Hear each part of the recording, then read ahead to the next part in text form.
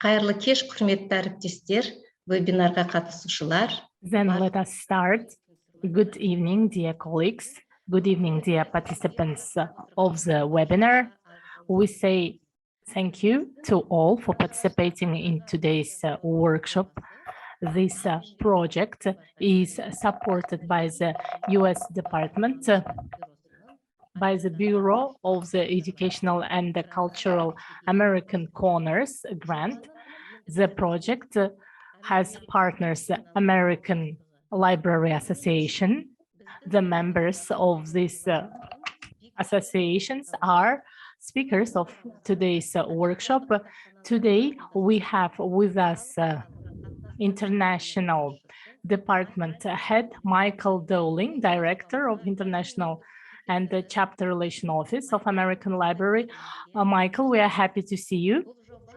This workshop is the initiative of the East Kazakhstan Regional Library named after Pushkin and also supported by the Kazakhstan Librarian Union with the aim to integrate Kazakhstan libraries into the world community. It is participated by the libraries of Kazakhstan, as well as national libraries from Astana and Almaty, as well as universities, members of the librarian associations, and colleges and school libraries from all over the country. I would like to remind that the first workshop was conducted in December of 2022, and the record is still available. If you failed to participate but interested to know what it was about, I can share the link. And today is the second webinar, and its task is media literacy, understanding the architecture of the internet. I would like to introduce Natasha Casey, who is a professor and doctor from the Lincoln Land Community College. She is also the lecturer. Welcome, Natasha. I would like to remind that it is translated into Kazakh, English, and Russian. We have professional interpreters Raushan Kirjanova, Asim Baydildinovna, and Anna Kabardina, who will be helping with the interpretation. Please choose the button to hear the interpretation. Please kindly check if interpretation is available. The instructions were sent to all, but I once more remind, in order to choose the language, you need to do the following.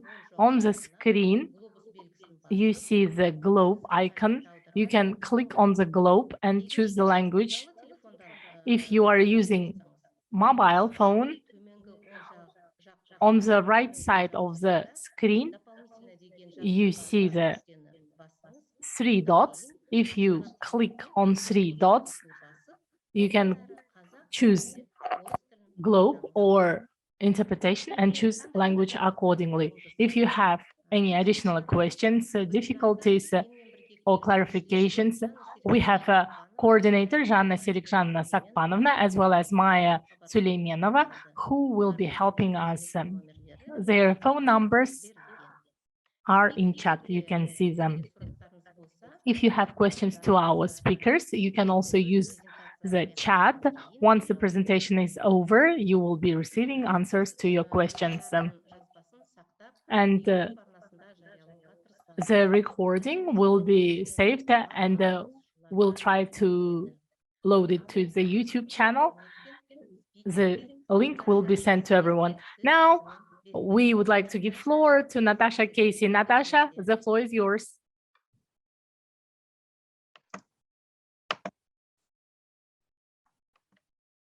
Good morning or good evening, as it is in your part of the world. Can you hear me okay? Yes. Good. Thank you so much. It's a pleasure to join you all. Thank you to Michael Dowling of the ALA and all of my new colleagues at in Kazakhstan. Very excited to be here this morning. So I'm here to talk to you about media literacy in the context of understanding how the internet essentially works. And that, of course, is a key component of media and information literacy. Before I get into exactly what I am going to discuss this morning, let me just give you a little bit, well, you already got a little bit of background, but what I wanted to do in addition to that was give you a few ways you can get in touch with me if you so wish after the presentation today. I'm on Twitter, I'm also on LinkedIn, and my website is listed there as well. So just to give you a little bit of background, to give you some context about where I came from and how I ended up in the world of media and information literacy. I first researched media literacy education as an undergraduate student in England, although I'm originally from Ireland. And then I got my PhD in communication studies, as you already learned, from McGill University. In addition to that, for the last decade or so, with a library director here in the US, I co-developed and co-taught a media and information literacy course that became a required course for undergraduate students, college undergraduate students. I've taught media and information literacy in colleges and universities here in the United States for almost 2 decades now. And I've provided a variety of professional development workshops for all kinds of audiences, community organizers, nonprofits, librarians, and all kinds of educators from kindergarten through college. And then I've also researched and published on various media and information literacy topics. And if you're interested in that, you can check out my website for links to some of those articles. So with that out of the way, let me provide you a little bit of an overview of where I'm going to take you tonight. I'm going to provide just a little bit of context to place media and information literacy, pull back the lens a little bit, if you will.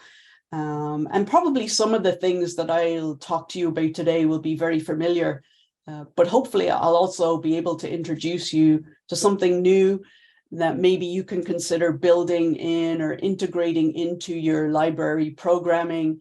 And maybe there's some useful program starters here that you can use with your library patrons. So that is the hope.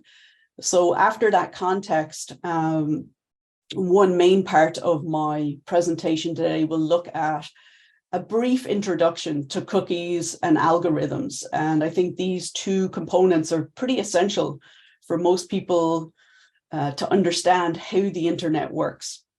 I'm no computer scientist, as you'll soon discover, but these things seem pretty key to understanding what is happening on the internet. And then I'll provide, as I already suggested, some program starters related to both of those topics.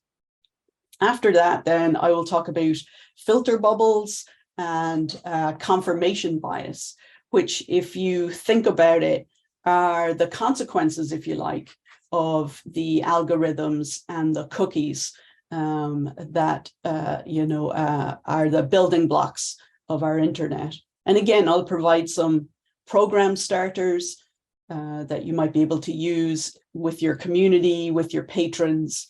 And then at the very end, I'll just introduce very briefly some additional complicating factors. You know, sometimes people in the media and information literacy world think that if everybody was media and information literacy, all our problems would be resolved. And of course, it is not quite that simple either. And then we should have plenty of time for questions at the end. I'm a notoriously fast talker, so as we go along, I'll probably pick up speed, but we still should have plenty of time for Q&As at the end. So, as I said to you already, today's topic is broadly concerned with the ways in which the internet works. And this has often been referred to as the architecture of the internet. And we'll delve a little bit deeper into exactly what that phrase means in a few minutes. But first, I want to provide you, as I already suggested, with a larger picture and provide a little context so we can understand how media and information literacy came to be. So I'm sure that many of you are aware that there have always been moral panics, if you like, people concerned and worried about the influence of new communication technologies. We can go as far back to the printing press, in the 15th and 16th centuries, through to this example here, propaganda posters from the First and Second World Wars. So people have always been concerned, as long as there have been means to communicate with large groups of people.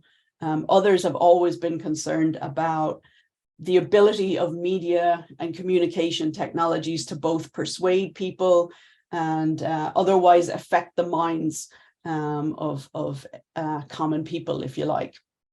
And we see this again reflected in when film first came about in the early 20th century.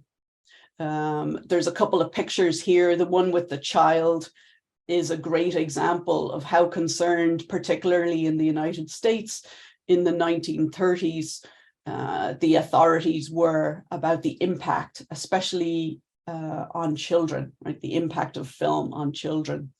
And there were a series of very famous studies called the Pain Fun studies, which this is a photograph of part of that study. And what they essentially did was, as you can see here, hook up all kinds of machinery to children as they were watching films in the cinema to see did their heart rate go up, what was their pulse like, and see how the things on the screen were affecting them.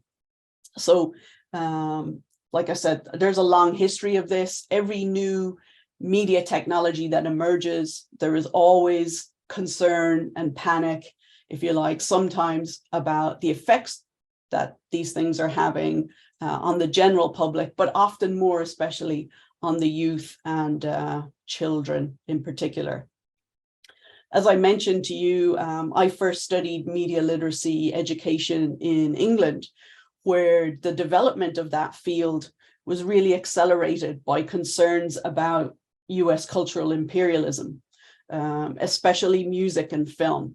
So there was a big movement in the 1950s and 1960s England, where they were worried about the proliferation of American music and the proliferation of American film in the cinema to influence the youth, English youth, but especially working class youth at the time.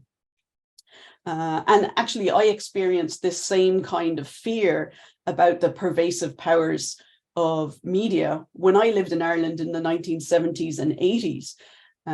At that time in Ireland, American television programs were preferred and imported in large quantities rather than having English counterparts, right? So they did not want to have English television shows. They, as you can imagine, given the history of England and Ireland. So they would much prefer at that time, at least the Irish authorities, to import American television programs. So it's a pretty wild reality that as a child growing up in 1970s and 1980s Ireland, I was exposed to more American programming than English programming. But again, obvious geopolitical reasons for that.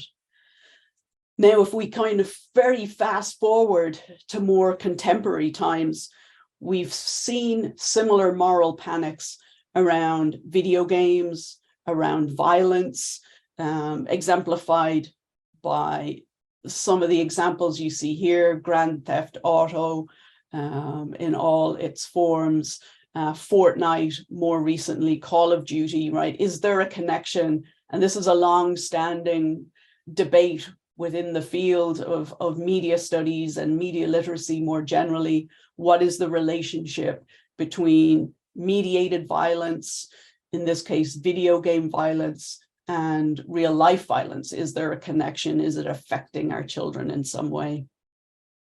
And of course, that brings us to social media today and a whole array of other issues that go along with it. So again, just providing a little context here, there's this long history in many, many countries, and I'm certain, I don't know, admittedly, a whole lot about Kazakhstan, but I am sure that you have had similar discussions about these kinds of topics in your country as well. However, I think what we don't want to lose sight of is that there are some obvious differences between media use in the past and media use today. So an organization here in the United States called the Center for News Literacy asked the question, what's different in this digital age? You know, we've always had these moral panics, but what's different today? And maybe the conditions that exist today make a moral panic justified, right? Justify a moral panic today. So first and most obviously, the Center for News Literacy identified this idea of information overload as the biggest difference between media today and media in the past. Now, we can think about this information problem, basically, it can be conceptualized as pre and post-internet. So before the internet, our real challenge was access to information. How do we get information? Information was a scarcity. And maybe some of you are as old as me and can remember a time where we had to physically go to libraries and operate horrible machines such as this one, microfiches with long strips of film that would get entangled, and we would have to disentangle them for hours. So shout out to all the old people who were with me during this struggling time. So yeah, it was always a challenge, right? We had to physically go somewhere to get information. It was not at our fingertips. And of course, today, now that we live in an internet age, the problem is really the information overload. And this is a common cry from many people that getting information off the internet is really like taking a drink from a fire hydrant, which I think is a really good way to think about how much information overload affects us today. And I'll give you a more pertinent maybe example of this. And you know this yourself, every time you go online to research something and you enter a search term into a search engine, you get literally millions of hits. So in the past week, I've been learning a fair bit about media use in Kazakhstan. And as I Googled media use in Kazakhstan to try to get some up-to-date statistics, you can see from the area that I've circled here that when I first put in a pretty broad search term, I received 177 million hits.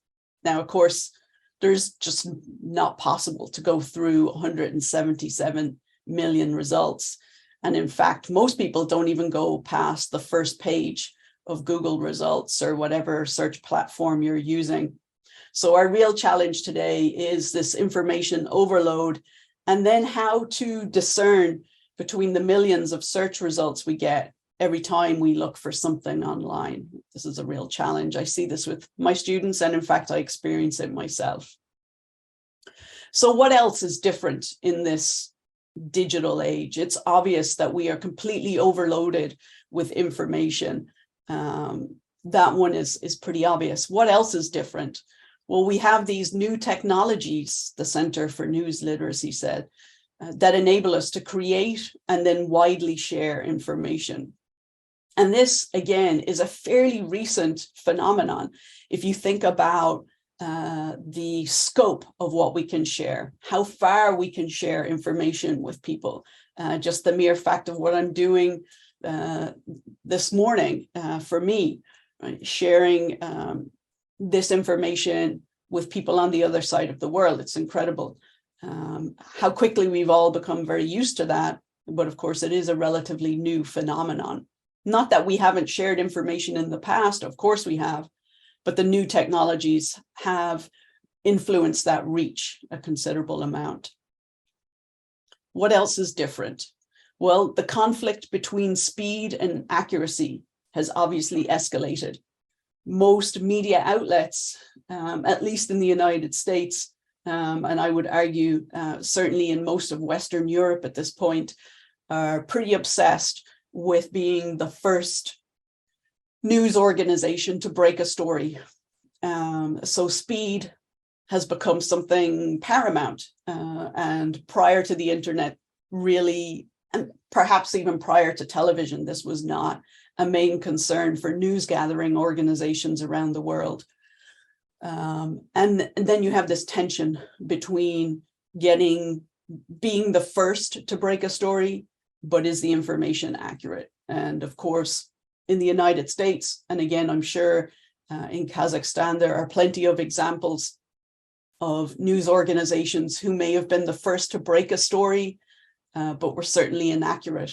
There is a infamous example here in the US during the Oklahoma federal building bombing in the 90s, when television news stories broke the racial identity of the person who committed that bombing, and they mistakenly identified that person as Arab. And of course, that was incorrect, but that was the conclusion that they jumped to. And I think that's a good illustration of this conflict between speed and accuracy. What else is different in this digital age? Technology now, again, makes it much easier for us to select just that information that supports our pre-existing beliefs. So we experience a lot of this. And again, I'm sure you experience this in your own lives, whether it's on social media or other places online. We tend to be in what they call filter bubbles, where our ideas are reinforced consistently rather than ever being challenged. Now, one could argue that this isn't radically different from media in the past. There have always been newspapers with particular political agendas. There are news stations with particular political agendas. The difference, of course, is that we had to turn on a TV in the past or purchase a newspaper. Now we carry this in our pockets 24/7. So what impact is this having on us as humans if we are only surrounding ourselves with ideas and people who agree with us? So these are four nice, succinct, I think, big differences when we look at contemporary media, when we look at what's different in this digital age that the Center for News Literacy highlighted. So it's no wonder then that the panic button, if you like, is consistently being pressed, that we are so concerned today about the impact that media in all its forms is having, not just on our youth, on our children, but on all of us in society. And, you know, that influence on youth is a good thing to correct straight away, because an interesting study from the US a couple of years ago during the last two election cycles has demonstrated that it's actually elderly people over 60, 65 in the United States were far more likely to spread misinformation through social media, particularly Facebook, than younger people were. So when we focus so much on the youth and what is happening to them, I think sometimes we forget that older populations are often none the wiser and maybe not nearly as media and information literate as we like to think that they might be. So one way to address the panic about media use is to advocate for media literacy education, sometimes called information literacy education. But what do we mean by this term? What is meant when we say media literacy? And I'm sure if you have delved at all into this world, you will know that there are literally tens, if not hundreds, of different definitions of media and information literacy, and they often compete with each other. So what I want to do is just spend a couple of minutes talking about some of the most commonly agreed upon media literacy principles as a way for us to then jump off into our discussion. So the first basic media principle that most people, I think, would accept is the idea that all media messages are constructed. And this might seem rather simple, but sometimes a lot of people assume that media is simply a window on the world, you know, that a camera is held up somewhere and what we are seeing is just that reality. But of course, we're framing a shot, we're including certain things when we're using that camera to frame whatever the action is. So we are making decisions about what to include and what to omit. So all media messages are constructed in some way. That's the first basic principle. The second basic principle is that people use their individual skills and beliefs and experiences to construct their own meaning of media messages. And I think this is really important because sometimes media literacy scholars will assume that people watch the same television show or film, they will consume similar content on social media platforms, and they will read that information in the same way. And of course, we don't. We are all processing that information through our own filters. And those filters consist of our experiences in the world that help shape our understanding of whatever it is that we are consuming. So have you ever had the experience of watching something with somebody else and maybe they thought it was hilarious and you found it offensive? And that is a perfect example of how we can watch the same thing, but of course have very contradictory ideas of the meaning of that thing. Another key media literacy principle that I think most people would agree on, most scholars in the field, is that media and media messages obviously can influence beliefs, our attitudes, values, maybe our behaviors, although there's a lot of debate about this, and certainly the democratic process itself. So just how much it influences all of those things is the subject of great debate within the field. And I'll leave it there before I get down a rabbit hole. The last key media literacy principle that most media scholars, I think, would agree on is that different forms of media have different characteristics, they have strengths, and they have unique languages of construction. And this is easy to see, you know, some of the examples that I already gave you, such as propaganda posters from the First and Second World War. There's a specific language that you have to understand in order to deconstruct that message today. You must have some familiarity with what happened in those First and Second World Wars in order to understand. If we think about contemporary media, such as the use of memes that get shared across social media, they have their own language of construction.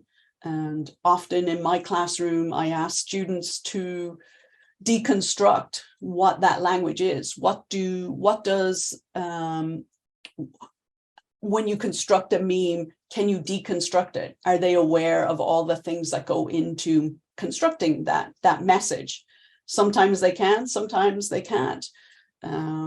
Often because a lot of the elements of a meme are, you have to, again, have knowledge, right? Pre-existing knowledge in order to deconstruct them. So these four key media literacy principles, I think, are probably the ones that are most agreed upon by media and information literacy scholars. I think it's also important, though, to point out what media literacy is not. Sometimes people hear that phrase and they think it's about media bashing in some way. Now, that's not to say that we can't critique, that media literacy scholars do not critique media. Of course they do, but probably like most other people, they're also fans of media in some sense. Media literacy is not about censoring media. And I think this is particularly important in the context of children. Often our urge is to ban media from children. And I think this is a real mistake, because if children don't know how to, we have to teach them, right, how to interact with them. You know yourself, anytime anything was banned in your life as a child, or maybe this is just my my own particular personality, but anytime somebody said I couldn't have something or do something, it only made it more attractive. The final part on here is that media literacy is not about imposing values. And I think this is also important, because if people, just to refer back to those principles a moment ago, if people are deconstructing media according to their own beliefs and ideologies and attitudes, well, of course, we're going to have different values as well. So it's not about saying, if only you saw the world through my lens, you would understand these things better. So media literacy is not about any of those three things.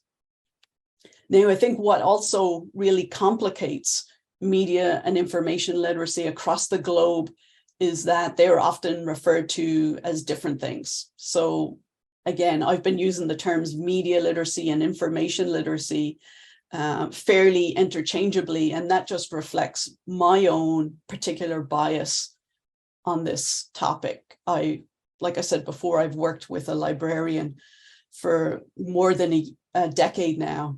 One of our goals is to bring these two worlds together. Media and information literacy are often housed, at least in the United States Academy, in two separate areas. So we try to bring them together. But other terms are often used: digital literacy, news literacy, digital citizenship, right? These are all kinds of trendier terms, if you will, to describe what is sometimes the same idea. I love this quote by Doug Belshaw, because he says that there's a lot of argument about what to call this phenomenon. And he hates that argument. He thinks it's a total waste of time. And he said, in the research I've read, people tend to assume that their favorite term includes every other term. And this might seem trite, but trust me, maybe you're already familiar with this, but people argue about what to call this all the time. And entire academic reputations have been built on such nonsense. So I love this visual. This is from UNESCO, and UNESCO has, if you search for this online, UNESCO has an open access media and information literacy curriculum translated into tens, if not hundreds of languages. And I love this visual because it really represents all of the things that we must have in the digital age, right? And some of them existed before the digital age, right? We've always needed at the top traditional literacy, the ability to read and write, right? For hundreds of years, that's been seen as essentially the way you can participate in a democracy, right? The ability to read and write. Information literacy, of course, predates the internet, right? We've been exposed to information, or at least masses of people in most countries have been exposed to information for at least a couple of 100 years at this point. But all the other things on here are also important, right? We have to understand data, the way data is thrown at us through news media a lot of times is quite confusing. Digital literacy, tool literacy. Can we actually, sometimes people think media literacy is about the tools. Can you work a computer? Do you know how to put your filter on Instagram? And of course, that might be important, but it is not the essential component of what media literacy is. And certainly one could argue that visual literacy is perhaps, as it has been for some time, maybe since the invention of film and television, the dominant literacy. You think about how many memes are shared with hardly any words today, and the power of image to convey ideas. So visual literacy is also part of media literacy, and something that obviously we need to be able to teach our kids in school, I would argue. So after all that, I'm just going to throw a couple of basic definitions at you, just so that we're on the same page and you can see maybe the overlap that I also see between information literacy, which in the United States really comes out of the information science tradition, so where librarians are trained. So information literacy is a set of integrated abilities encompassing the reflective discovery of information, the understanding of how information is produced and valued, and the use of information in creating new knowledge and participating ethically in communities of learning. And then media literacy is the ability to access, analyze, and communicate information in a variety of forms, including print and non-print messages. So that ties in our visual literacy component. Media literacy, it's argued, empowers people to be both critical thinkers and creative producers of an increasingly wide range of messages using image, language, and sound. So if you think about it, it's the skillful application of literacy skills, traditional literacy skills that we had, but we're applying those abilities to media and technology messages. So you can see the commonalities, I think, through these two definitions about information literacy and media literacy. And I won't go into those in too much depth. Okay, so when I was doing a little research this week, I wanted to just draw some, obviously there are massive differences between the United States and Kazakhstan, but there are also some surprising similarities maybe. First of all, what is common between the two places? We are all consuming vast quantities of media. I think this is pretty obvious from the statistics I share here. So TV, despite us living in a digital age, TV is still the most popular medium in both countries. It's close to being eclipsed here in the US by smart technologies, digital technologies, but at the moment, it's still the most popular medium. Every day, American adults on average spend 11 hours interacting with media. And that's not, of course, 11 continuous hours. Usually you might have a couple of things on at the same time. So that's how we come up with that 11 hours. I mean, you couldn't have a job if you spent that much time probably interacting with media, but you might have the radio on in one room. You might have your television on in another. You might be checking social media as you're watching television. Or whatever the case might be. So 11 hours a day is pretty shocking. I learned that 76% of Kazakhs watch television at least once a day on average for 3 hours. But we can also see at the same time that the penetration of internet and social media use is pretty high too. So 92% is the official count in the United States, although there is some argument about that it's a little bit less than that. And the statistics that I found on Kazakhstan were that 86% of the population use the internet. And again, there is some argument about that. And we'll talk about those kind of rural-urban divides in a little bit. But however you cut it, that's a lot of media that we're all consuming. So just to be a little bit more specific in referring to Kazakhstan, I found this 2020 article by some scholars there that note that the modern youth in Kazakhstan perceives the world through the lens of digital technology, actively uses different devices up to 4 to 5 hours a day, uses social networks, again, this is no surprise, and has friends on different continents. So this is a massive change, right, in a pretty short period of time, as it is in the United States. You know, this digital technology crept up and overtaken our lives in pretty dramatic ways. And I think that drama is best emphasized through this graph, or best illustrated through this graph, which shows the pretty fast, accelerated growth of access to the internet in Kazakhstan over the last 30 years, and then the growth of broadband internet as well.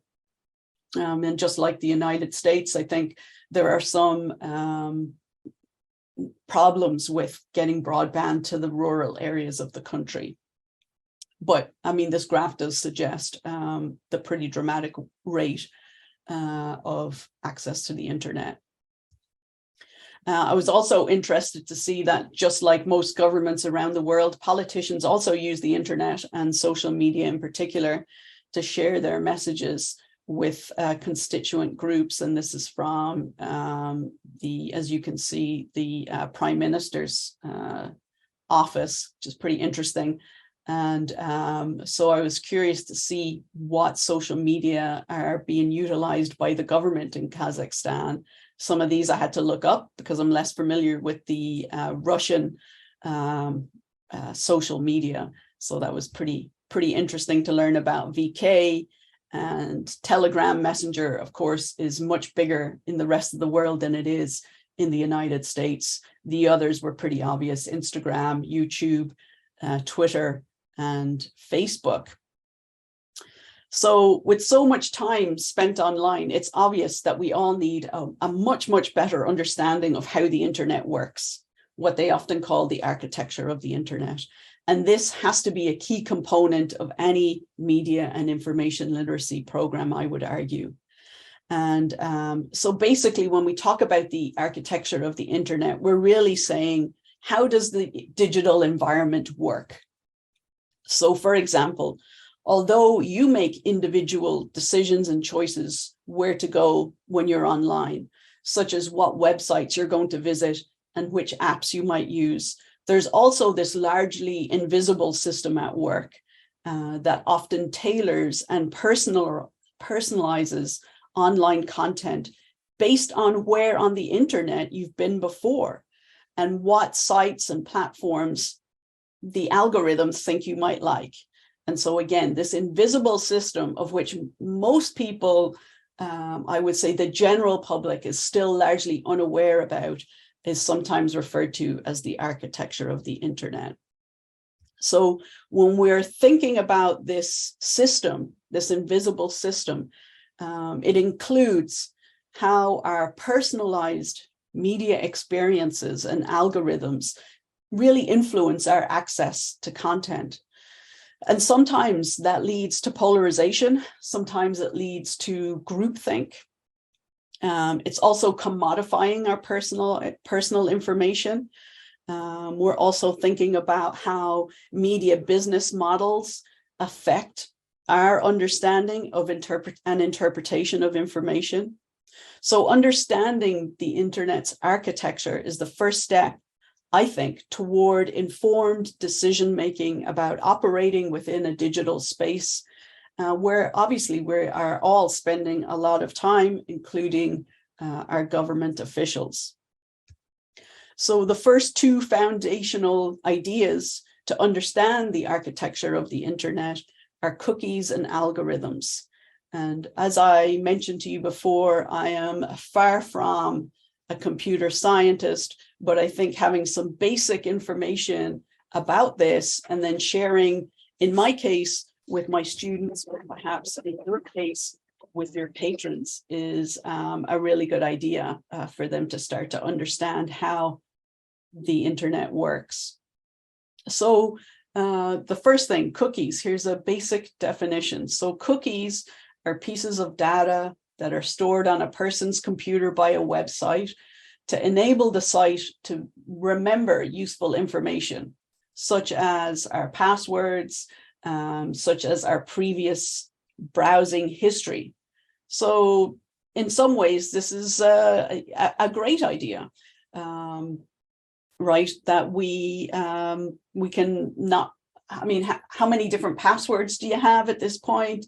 How many times do you go to a site that you don't go to very often and you forget your password? Well, the cookies on your computer help you do that. So there's obviously some benefits to it, but there are also some downsides as it starts to track your journey around the internet. Now, there's a couple of ways that I introduce this idea to my students. There is a short little video that's kind of a cookies 101. And I'm happy to share links with people later, but created by the English newspaper, The Guardian, that sort of takes you through what cookies are. And I found it pretty fascinating that even Google has videos introducing cookies. This is how I think it's starting to become, right, the idea of how the internet works is starting to become more widespread. So Google produced this short explanatory video explaining cookies, although, as you can imagine, it's through a particularly favorable lens, you know, the ways in which cookies are helping you. But it does differentiate between different types of cookies. And I think it's a good place to start, particularly for people who have very little idea about how the internet works. The other big idea here next to cookies are algorithms. And this is really another foundational argument. Now, of course, algorithms predate the internet, but when we think about algorithms in a contemporary context, algorithms are really driving what has become known as content amplification. So basically, when you're on YouTube watching your cat videos, which I will admit I have done on more than one occasion, they will quickly queue up the next video for you. And of course, the idea is that you stay on the site for as long as possible because that serves their economic purpose. Perhaps you're watching something on Netflix and the next episode is queued up to start 10 seconds after the previous one ends. That's another example of how an algorithm is driving the content, right, and trying to get you to stay in that same space for a while. So they serve very specific economic purposes. I think this is the other part. People will, of course, have some idea, the general public has some idea about this, but I don't think there's enough focus on this, right? We've all been, like I said, taking our journeys down the cat video world on YouTube. I'm sure cats are just as popular in Kazakhstan as they are everywhere else around the world. But seriously, algorithms really have a profound effect on us. To use this quote here, they're easy to ignore because we cannot see, hear, or touch them. While they're hard at work, many of us do not give much thought to the hidden minutiae of their constantly changing proprietary formulas. Their lines of complex and opaque code make lightning fast decisions for and about us in both helpful and unhelpful ways. And that quote is from this report that was issued by 3 librarians a couple of years ago here in the United States, and looked at students, college students' understanding of algorithms. And it's I highly recommend, if you're interested in this, that this is worth a read. And the authors of this point out that it really wasn't until the word Google became synonymous with searching online in the early 2000s that algorithms really first started to enter into public consciousness. And of course, they play a central role in our lives today. But again, because they are hidden, the general public doesn't think about it very much. A leading US media literacy researcher here in the United States, Renee Hobbs, pointed out that algorithms, right, and how they're personalizing our information is present almost every time we use the internet. It's shaping our offerings for information, for entertainment, and persuasion. And she points out 3 ways in which this is taking place. So 3 routine ways that we engage with the internet.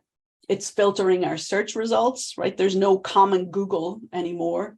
Your search results will be different from mine even if we use the exact same phrase. But it's hard to compare that because unless you understand that, you're probably not aware that your neighbor is looking for the same thing online, but getting very different search results according to what their personalization settings are at this point through the algorithm. So that's one way. Obviously, targeted advertising is another way. We're all familiar about shopping for something online, and then advertising for that thing that we're looking for pops up in other areas, whether that's on our social media platforms or on Google, unless we're using ad blockers and privacy blockers, which are becoming increasingly more popular, of course, but still advertising is the way the internet, like most commercial media, are making a living. And then the last one, which is pretty controversial here in the United States, is the idea of differential pricing. So based on where you are in the country, you could see the same product advertised for different prices based on your postal code. So that has been the source of a lot of scholarly work here in the last 5 years or so. So this headline, I think, says it all. You know, how recommendation algorithms are running our world, and they truly are. All kinds of decisions are being made about our lives this way: the price of items, credit card eligibility, medical analytics. All of these things are increasingly subjected to algorithms, but still the public is largely unfamiliar with this phenomenon. And our ignorance about algorithms and how they work is really further compounded by companies such as Google, who are less than forthcoming about how their algorithms work and how their algorithms are changing constantly. So as I mentioned before, today, there's no standard Google. We don't know what other people are seeing when they search for the same thing. And in the United States, about 90% of internet searches are through Google's search engine, even though, of course, there exist many other search engines in the world, 90%. So that's pretty high. So I wondered, what is the market share of Google in Kazakhstan? And from what I could find, Google has a pretty similar market share in Kazakhstan as it does in the United States. So as you can see here, this last point on this graph is from December 2022, and it's hovering just above 80%. So not quite as dominant as in the United States, but pretty close. So about 80% of searches are done through Google in Kazakhstan. And of course, there are Russian search engines also have about 15-16% of the market share there. And that's just Google, and that's just Google searching, right? That's just searching in general. We haven't even begun to think about the ways in which algorithms impact what we see on social media. And so I was curious, what were some of the statistics about social media users in Kazakhstan? And the only data I could find were on the 4, obviously you're using other social media, but these were 4 that I could find. So Facebook, Instagram, Messenger, and LinkedIn. So let's just take a little breakdown on each of those. So Facebook users in Kazakhstan, about 12 million. And from what I understand, the population is just over 19 million. So that's a pretty substantial amount of people. It skews more women than men. It is the same here in the United States. And people ages, though, 25 to 34 were the largest user group, which I found pretty interesting in Kazakhstan. So here, Facebook tends to skew a little bit older, so the 45 and above category. Instagram, similar, more women than men. Largest user group, 25 to 34-year-olds. So again, this is, a youth phenomenon. You can look at when you get into the 65 plus range, pretty small number of people are using Instagram. Messenger, similar thing, although the parity between men and women is a little closer. 35 to 44, again, is still the largest user group. So this is just pretty fascinating. LinkedIn, from what I could find, was pretty small penetration in Kazakhstan. So about 6.2% of the population is using LinkedIn. And again, people ages 25 to 34 were the largest group.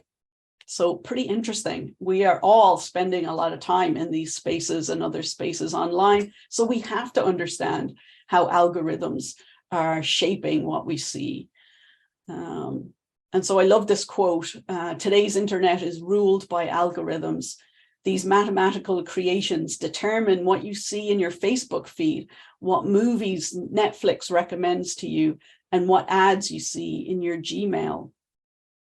And so that's why I think that the basic ideas of algorithms are really key to understanding everything we do online, because our internet is ruled by them.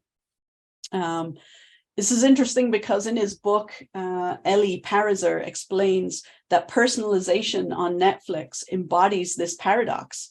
So you would think the more information you provide to Netflix, the less likely you are to encounter films outside your comfort zone.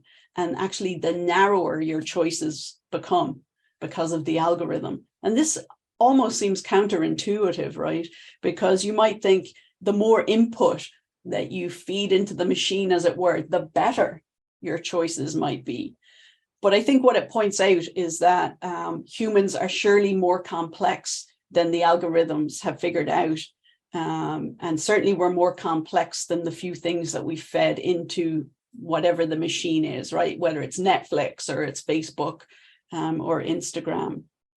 I just threw this up here because a couple of years ago, a librarian friend of mine taught me how to essentially break the algorithm of Netflix so that I could see other genres on there. And so that if you Google this, I'm already using it like it's a verb. If you go online and search for how to get around the Netflix algorithm, you'll find that there's all kinds of secret codes out there. They're not so secret if they're on the internet, though, let's face it. But what they'll do is help you find other genres that perhaps are that the algorithm, the Netflix algorithm thinks you don't want to watch, but you do want to watch.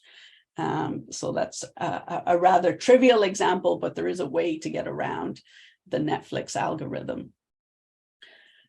The other important point here, though, I think about algorithms is that, particularly in the context of search engines, is that many people think of these things as neutral or objective, but as media literacy educator Renee Hobbs points out, algorithms are created by people whose own biases are embodied in the code they write. And algorithms essentially are only reflecting what they are taught. And often the code is written by a very homogeneous group of people. Certainly in the United States and probably in other places around the world. Many other writers and researchers have written extensively about this phenomenon, the ways in which Google searches particularly reinforce stereotypes. And these are the three of my sort of favorites on there. So I just thought I would throw them up there and share them with you. So in recent years, there's been another moral panic, I'm sure you agree with me, around so-called fake news.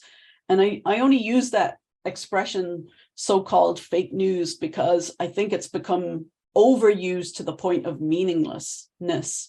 It doesn't really help us understand the phenomenon. But researcher Doug Belshaw created this image I'm showing you right now. And his argument is that fake news is really the tip of the iceberg. And though we're all around the world sort of, freaked out about so-called fake news, and rightly so in many instances, right? I don't want to diminish the problems around misinformation and disinformation. And they've been for a while what we've paid attention to. But Doug Belshaw argues that underneath the iceberg, there's all of these other things going on, such as what I've been talking about, algorithmic curation, and that we should be spending much more time understanding these types of things instead of always focusing on this little bit of the iceberg that's poking out of the top. So I just love that analogy, and I think it's well worth thinking about.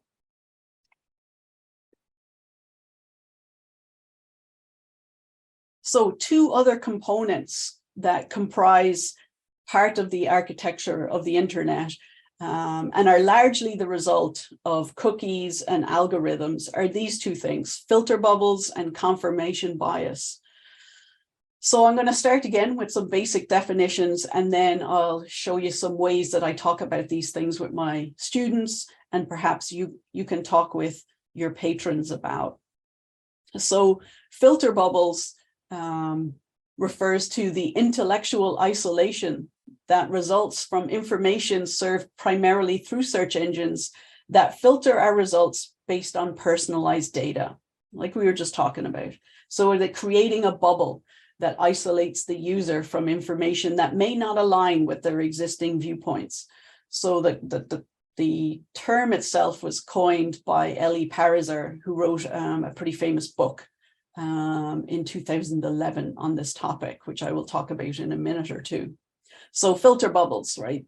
Are we in isolation, in intellectual isolation? Again, are we in the space, as the Center for News Literacy argued earlier in my presentation, that we are in these spaces where only our existing beliefs are reinforced? And many would argue that yes, because we live in these algorithmic curated spaces that are creating these filter bubbles, we are also subjected to confirmation bias. So that is the tendency to prioritize information that basically confirms or aligns with our viewpoints, and then discounts the opinions that do not. Many argue in the United States, when Donald Trump was elected in 2016, that it was a surprise to maybe 40% of the country that this happened, primarily because we're living in these filter bubbles. And as a result of these filter bubbles, we have echo chambers. So even though, and this was always the dream of the internet, if you're old enough, as old as I am, to remember the start of the internet for a mass audience, really in the 90s, you can remember probably the optimism that accompanied the idea of the internet, that the world's information is at our fingertips. And it is, of course, and it's profound and it is amazing. But it's also created these echo chambers where we start hearing the same things over and over again. And then it's hard to break out of these filter bubbles and see and hear other perspectives and point of views. And what effect is this having on our democracies? Again, this is the subject of debate for media literacy scholars and others. So what happens, I think, then is that, you know, we live in this world where psychologists would call this constant state of cognitive dissonance, you know, where if we do encounter something that challenges our perspectives, we quickly eliminate it because we don't want to disrupt our our echo chambers, our filter bubbles. I love this Julie Frechette quote. She says, despite diverse perspectives online in all the digital networks, most individuals stop seeking content when they have found enough information to confirm the views that they are already prejudiced toward. And that's a pretty profound statement, and it impacts any number of issues in our world, from trivial ones to pretty substantial and serious ones. So what are some ways that maybe you can talk to your patrons or your community groups about this? I think one good way is this book by Elie Pariser, I know it has been translated into many languages, at least excerpts of it have, and it's available online. Like I said, it's old, it's 2011, right? It's old in the context of the digital age. But it is, what I love about this book is that it's written in a very accessible style. And so it is not filled with tons of jargon. So it's a really good way to introduce an audience. And I introduce my students to the ways in which the web is personalized and how it's creating filter bubbles and echo chambers. So I think that's a good place to start. And some of the questions that you could ask your patrons are, what are the advantages and disadvantages of this personalization of the web through our search engines and our websites? You know, it's great in terms of consumer preferences, right? I like this, I'll be shown all the things that are similar to this, right? That's fine. But it is certainly problematic when we are looking for news and information about places. You could have your patrons do a topic search, such as using different search engines. So search engines that track you, like Google is notorious for doing, and then search engines that don't track you, like DuckDuckGo and Quant, and then compare the results. Now, this isn't my idea. This is Parizer's idea, who wrote the filter bubbles. This is something he suggested that you could do. And it is pretty interesting. And then have your patrons screenshot their results, as I do my students when they're at home and they're on different web servers, because you have to be on different servers for it to really work. But do the same search, but on different search engines, and then compare the results. It's pretty interesting. And it's a great way to enter into this discussion about this topic. I mentioned Quant. This is similar. I think this is certainly more popular in Europe than it is in the United States, but it's another search engine that doesn't track you. So it's not tracking you for advertising. It's not selling your personal data, which of course is how Google is making their money. So that's another one that you could ask your patrons to try on. Another thing I often do is just start with some basic privacy issues. I don't know what, and maybe somebody will be able to enlighten me in Kazakhstan, but most televisions now in the United States are defaulted to, when you purchase a digital or a smart television, the access to the microphone and the advertising trackers are defaulted to on. And I think most people, again, are not aware of those settings. So unless you go in and turn them off, your microphone is being accessed, and you are being tracked by advertisers across all the programming you watch. It's always interesting just to look at the privacy settings, I think, in general, and I have my students look at their favorite app and do this. Because again, microphone access is usually defaulted to on. Now I know in some parts of Europe, certainly within the European Union, this is not the case. But outside of the European Union, I think it varies from country to country regarding privacy settings. And you could tell me more about the reality in Kazakhstan. I love this one site. It's called Privacy Not Included.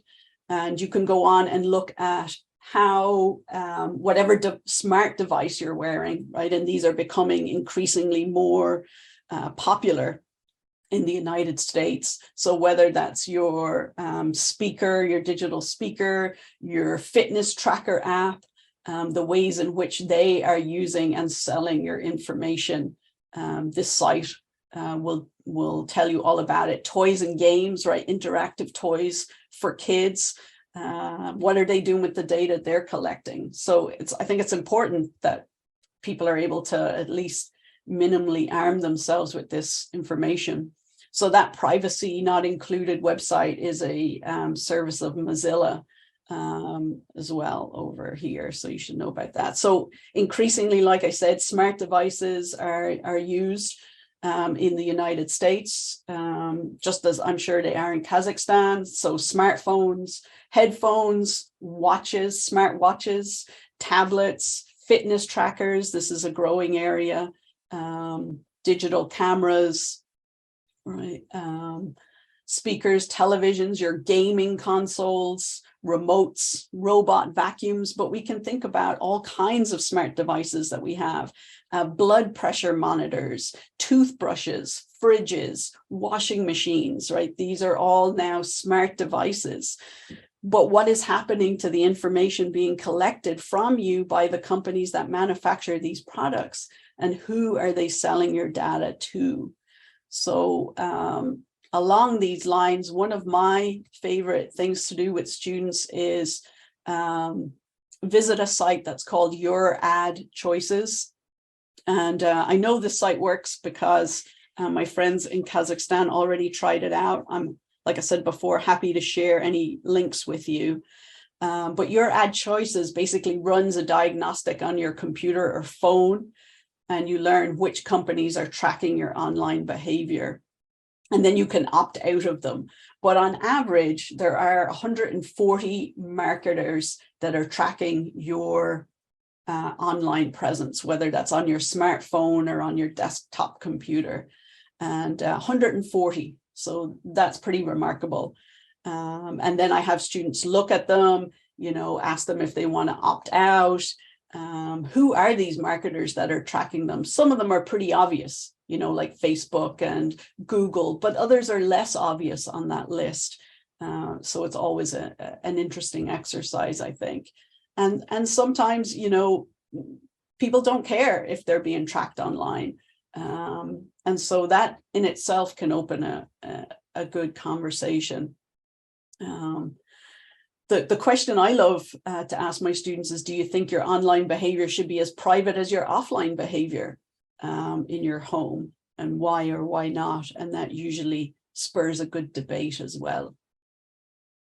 As I'm keeping an eye on the clock and I've talked for so long, yeah, this is probably how you're feeling. This is sometimes how I feel when I think about all the privacy issues, because basically this is a critique of media literacy, is that we're saying to people individually, right, be aware of these privacy settings. It's your responsibility to have some kind of ad blocker on yours. These are all individual choices, but what about the collective things that we can do as an as a country or a group of countries? So it's enough to make you definitely hyperventilate, I think. So the last thing I want to talk to you briefly about are some other complicating factors.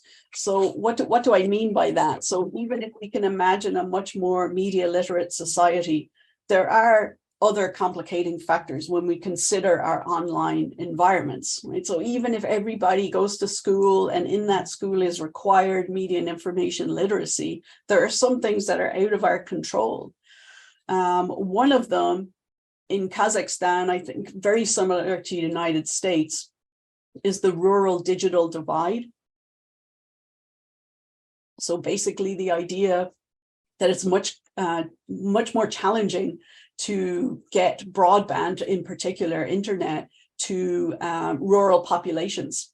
And some of this is just logistics, right? Kazakhstan is a huge country, America is a huge country, and we haven't figured out all the ways that we can get people online. And then what are the realities of people not being able to get online as it becomes more and more part of our everyday lives, whether it's applying for a job or being informed about local elections, right? As all of this information moves to digital formats, what about the people who don't have access to the internet, or at least consistent and reliable internet? Then there's the question of media ownership, right? This is out of the hands of most of ordinary people. As I looked at Kazakhstan, media ownership is a mixture of state and private owned companies. But how do their particular ideologies impact what you see? And what role do they play in censorship? right? Reporters Without Borders has done, of course, reports on Kazakhstan and other parts of the world. In any country, there are larger geopolitical realities to think about. But you know much better about this reality in Kazakhstan than I do.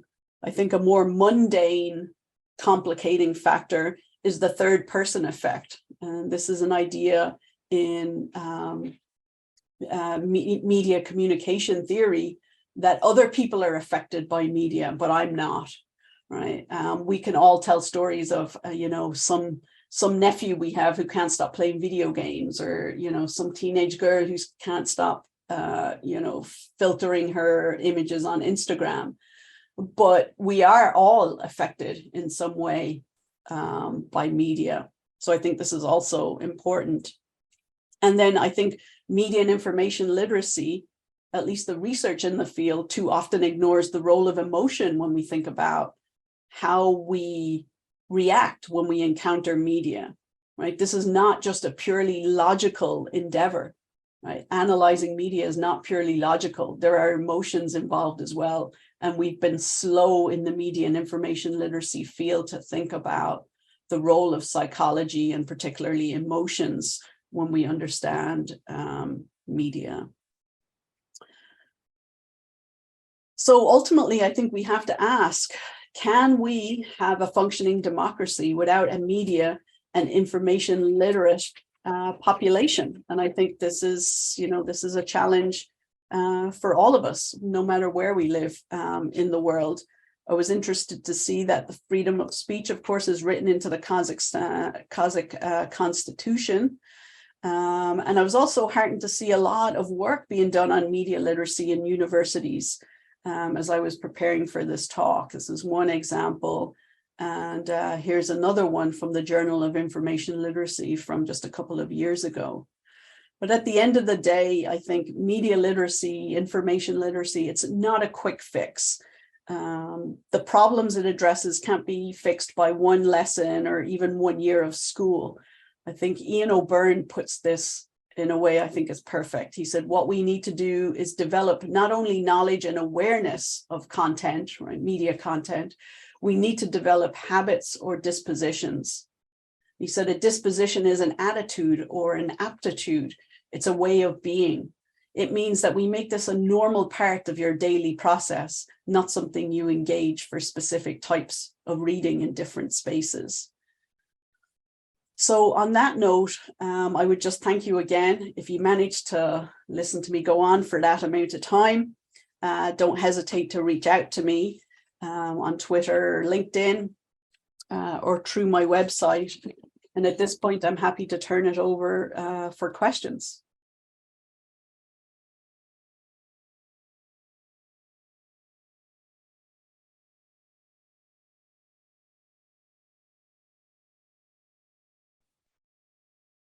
Рахмет, Кейси.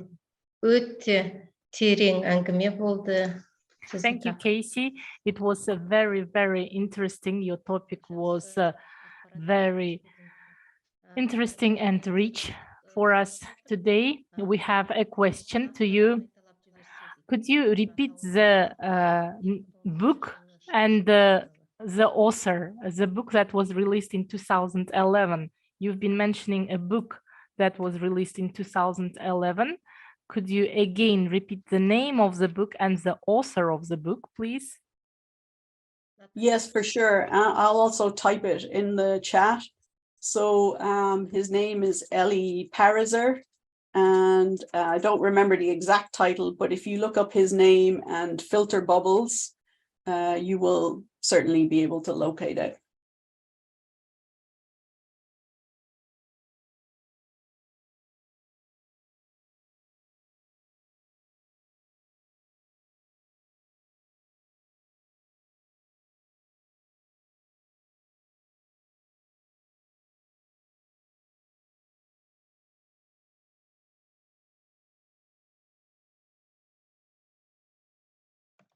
Рахмет, Наташа. Алдық. Thank you, Natasha. We've received the questions. questions. Dear participants, colleagues, please ask your questions. You can write to chat. I have a question to Natasha.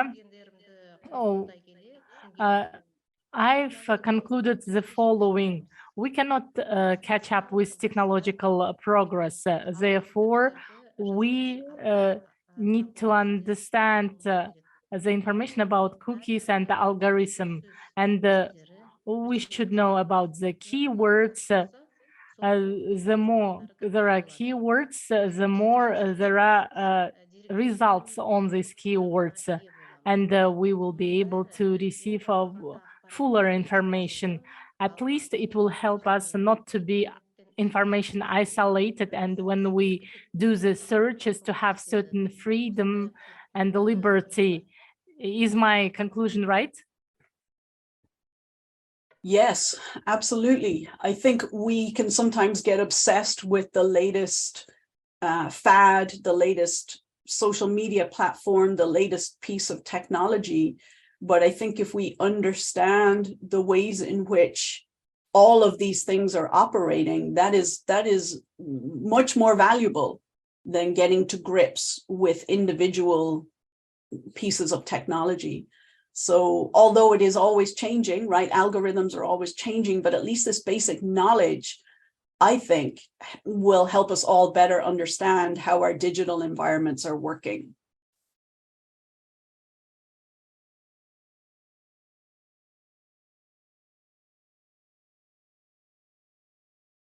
Рахмет. Thank you. Thank you. Many are writing that it was very useful information, that it was very interesting. Many people have enjoyed this webinar greatly. And I also concluded that media literacy skills are two things. It's critical thinking when you search for the information, and you need to know the alternatives, and also some alternative sources that can be against my preferable choice. And we also need to change the browser parameters and to clean our cookies and the cache. If we have those two skills, then we will be more likely to get a full information. Is that right? And we'll have more freedom. Is that right?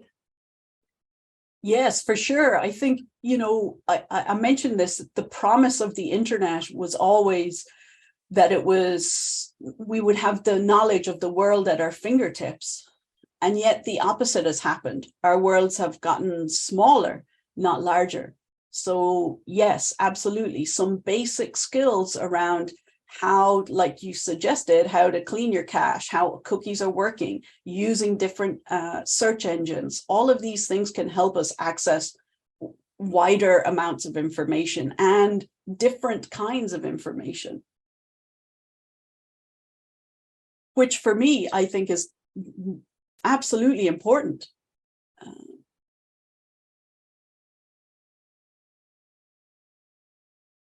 Ну, еще один вопрос на русском поступил. Here's one more question.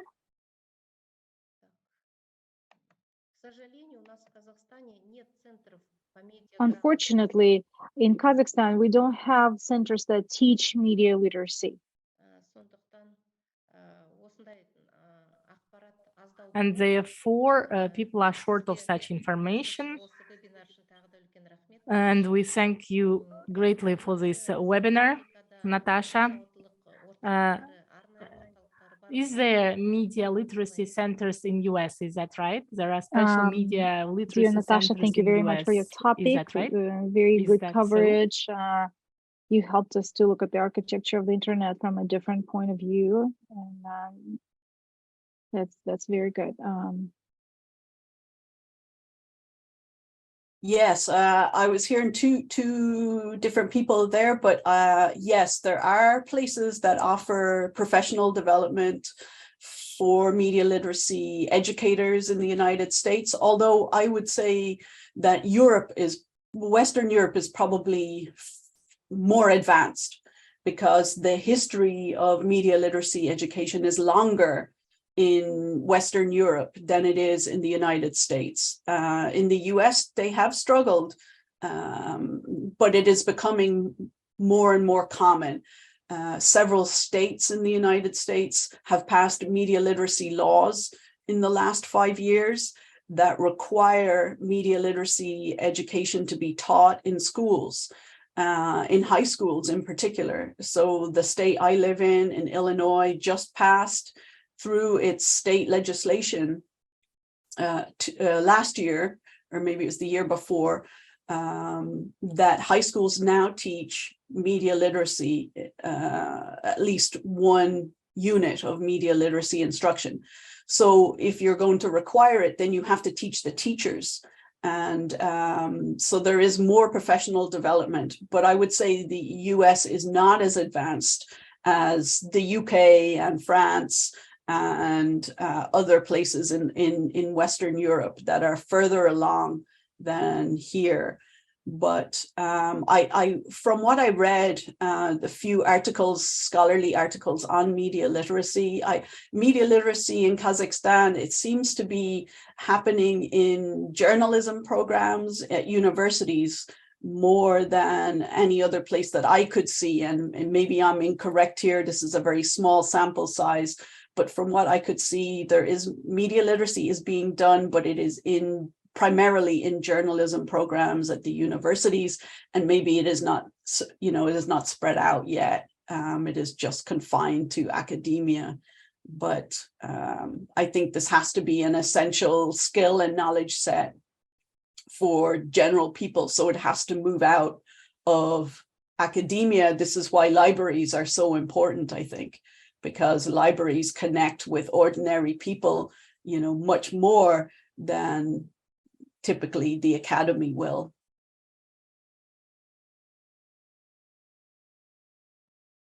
Рахмет, Наташа. Thank you.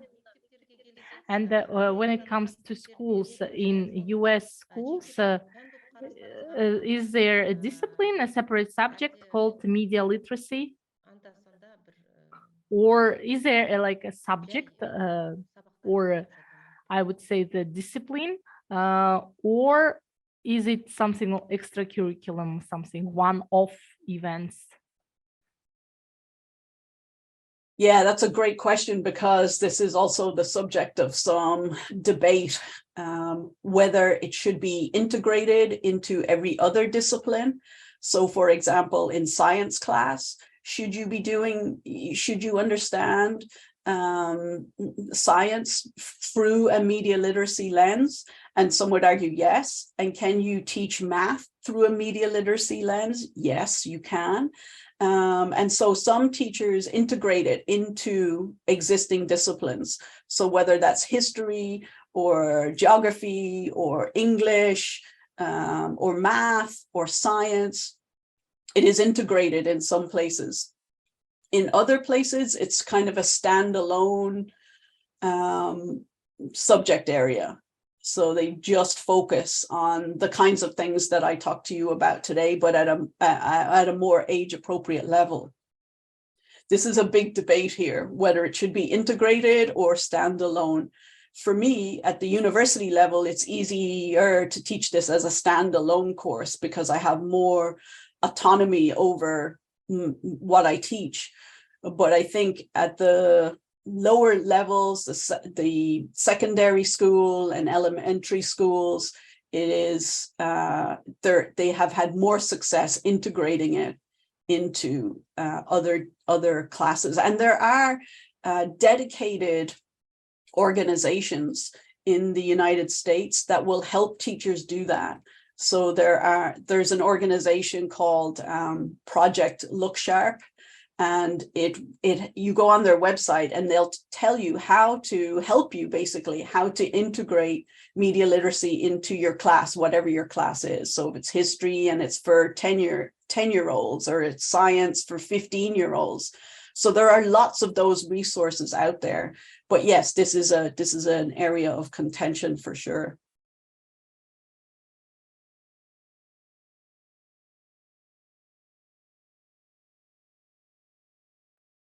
иә менің ойымша да осы I also think many who are participants of our webinar today will support and agree with me that it's quite a complicated and the range is very wide, and it would be preferable to be a separate discipline. However, if every teacher can integrate a bits of it into the subject, it would also be great.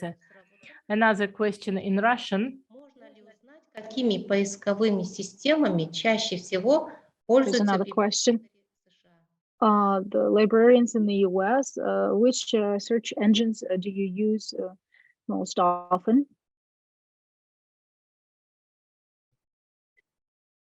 I couldn't speak for all librarians. I think it varies because, just like anybody else, their grasp of media and information literacy varies widely also. So some will default to Google, which is clearly the most popular, but others understand that if you use a different search engine, you're getting access to different kinds of information. So I would say it's a mixed bag, it just depends on the literacy skills of the librarians involved. And I'm not a librarian. I've worked closely with them, and many of them are very, from what I've observed, very information literate, and so they're trying to explain these concepts to their patrons almost every day. That the restrictions on the information they're seeing are really shaping their perceptions of the world and of people and places and issues. And I really see librarians as being on the front line of this issue, because every day they deal with this. Somebody comes in and asks them for information on a particular topic. And if they are passionate about this area, then they will try to weave in some element of information literacy into what they're talking about. But I digress from your original question. I think it varies.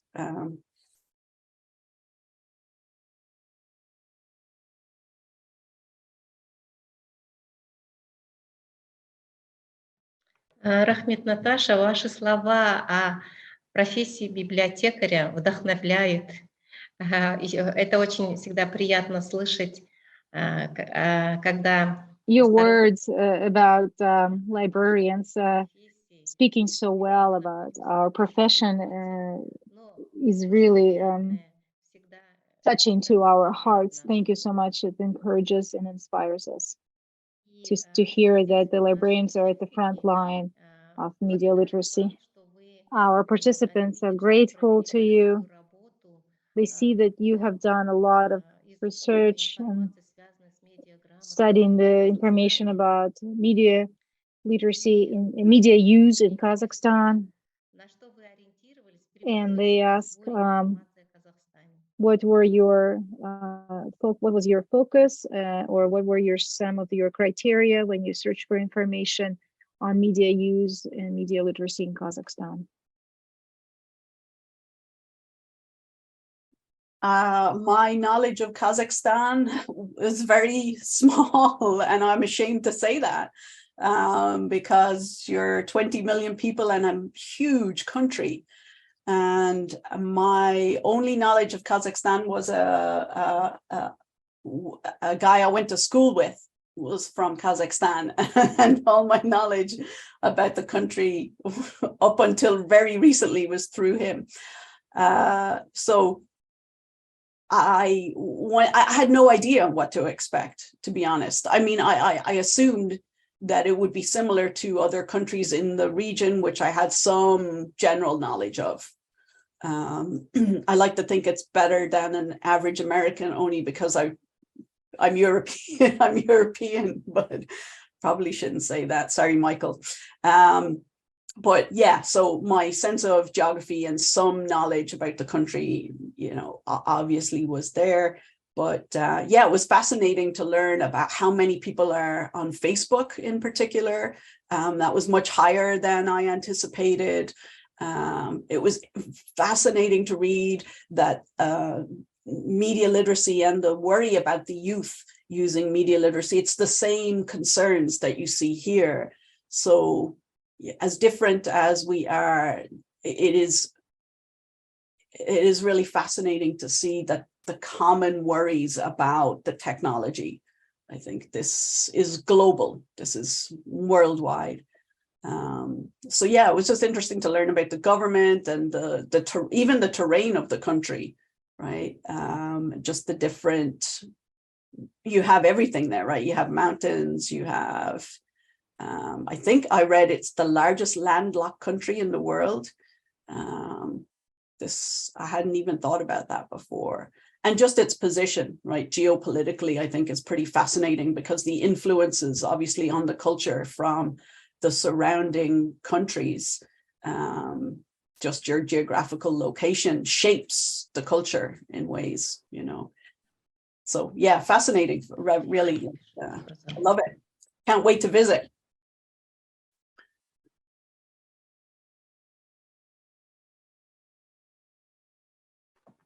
Рахмет, Наташа. Келіңіз, хош келіңіз бізге. Жазғы Thank you very much. We're looking forward to your visit as well. And some were very good, very beautiful, and you can come to us. And some. And the last question, at the presentation, you have said that the adults don't know much about algorithms and cookies, and sometimes they have more tendency to spread fake information. So what could you say about the practitioners who work with the adults, teaching them media literacy? What kind of difficulties they have with teaching media literacy to adults? Yes, I think it's a different set of problems. Just in terms of, first of all, you have what UNESCO called the tool literacy. So a lot of older people are struggling just with how to use the technology first, although that's not the case for everybody, right? This is a bit of a generalization.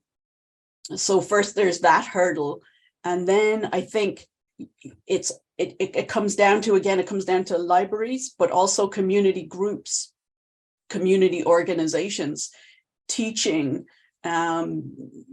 these kinds of skills and knowledge sets to older audiences. I think it presents different challenges, though, from youth who are already very technologically, for the most part, pretty savvy, at least in terms of their use.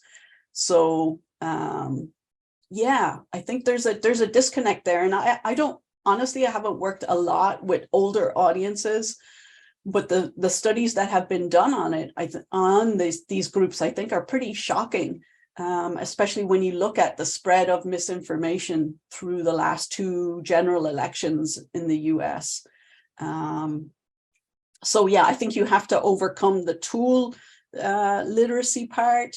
But then it's how do you reach those audiences? Like, I think that's the challenge. You know, you have kids, you have them in school, you have a built-in audience, but how do you reach these other populations that are out of school is a real challenge. You know, if they don't go to their local library, how else do you reach them? I have done some presentations to civic organizations, you know, Lions Club, you know, these are community organizations that are usually comprised of older people, 55 and older.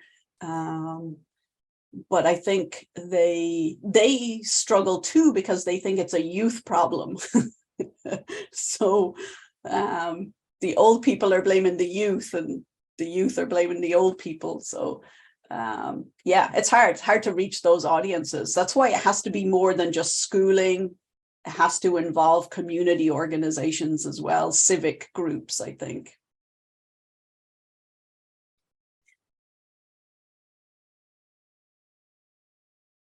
Рахмет, Наташа. Thank you very much, Natasha. All the participants who have been listening to you, they're writing that they're grateful for all the information you have provided. So, dear Natasha, on behalf of myself and my colleagues, I would like to express my gratitude for deepening our knowledge on this topic. Of course, we have learned something, we knew something about cookies and algorithms before, but your information has helped us to look at those things from a different angle. I've never thought that while I'm searching for something in the internet, I'm restricting my choice, and I've never thought about that before. That's why it was very interesting for me. And I will try to keep in mind the information I have been given today. I think my colleagues will do the same. Natasha, I would like to thank you again. Our webinar is closing, and I would like to thank the professional interpreters who helped us, and distinguished colleagues. I would like to thank you for taking part in this webinar. Please follow our Instagram account and the Instagram page. So we will also send the information about the webinars, the forthcoming webinars, to your emails. Thank you very much. Goodbye.